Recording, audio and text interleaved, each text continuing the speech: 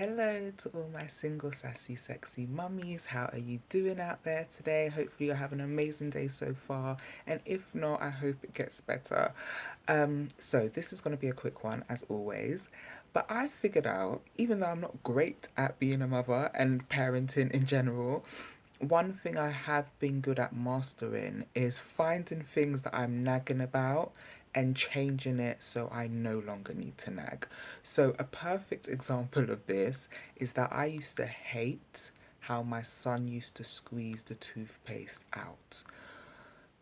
So, I'm sure if you have a toddler, you're like, yeah, for whatever reason. I don't know if this is all kids actually, but he would just grab the whole tube and just really just squeeze it like that. And obviously, it would go everywhere.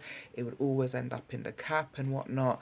And so, what I done is started getting him his own toothpaste because for months I would be like, "Hi, stop squeezing the toothpaste like that. Stop squeezing the toothpaste like that. Why'd you always squeeze it?" You know how it is. And I thought, okay, instead of me complaining about the same thing again and again, let me find a solution. So that was a very simple one. Now, this is not saying there's never going to be anything that your child does that you won't want to nag about, but I've realized it it takes so much more energy from us to tell them to do something when instead, like the saying goes, you need to just pick your battles. So he still has these things with crumbs. I'm sure in other videos I've mentioned it. The other day he had some popcorn, and I can tell he was doing his best to keep all the popcorn to actually go in his mouth. But lo and behold, when I went to the living room, there was little bits of popcorn on the chair and on the floor. Now, I could have called him and at least told him, you know what, come and clean up your mess. But because I could see that he actually was making an effort to make less mess, I just cleaned it up myself. Now, you don't have to do this with everything because they do need to learn to be responsible. And if you've set certain rules and expectations, they need to follow them, but pick your battles. If you can see that your child has genuinely tried or maybe just genuinely made a mistake, don't go off on one. What is the point? It's think about when you were a child. And for me, it was always keeping my room tidy. Now, my mum would go as far as if we hadn't tidied our room the way that she wanted us to tidy our room, she would drag everything out of our wardrobes, everything from under the bed, everything from the shelves, and put it all on the middle of the floor. And then we'd have to start all over again. Yeah, not fun. I hated it, absolutely hated it. Um, and so for Kai, I'm having issues with him in his room. So what I done was made it part of his chores that he gets a little payment for. Little payment from. He gets a little payment for tidying his room. I've said in other videos I have a list of chores that he does, and that's how he earns his money. So one of the things is his room, and I made it very clear what I expected, which is things off the floor, no things on the sides, no bottles or food packets in the room, bed to be made, and the floor to be hoovered.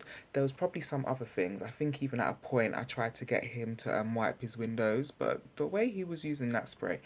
Uh, so, yeah, but now he's got to the point where I would walk into his room. If I went into his room right now, I'm not going to be that happy. There's going to be like little bits of stuff on the carpet, maybe a few socks on the floor. His bed isn't made very well, but at least the sheets are all in the middle of the bed and the pillows are lined up. I know he's decided to spread all his books on the windowsill, and he's got his, like, I think he's left his vests or his socks up there for each day for school. And so it's not the greatest, but it's also not the worst. And I think when I implemented him having to do it as a way to earn money, it taught him to at least maintain it to a certain standard. Because if it was this time last year, I would be fuming.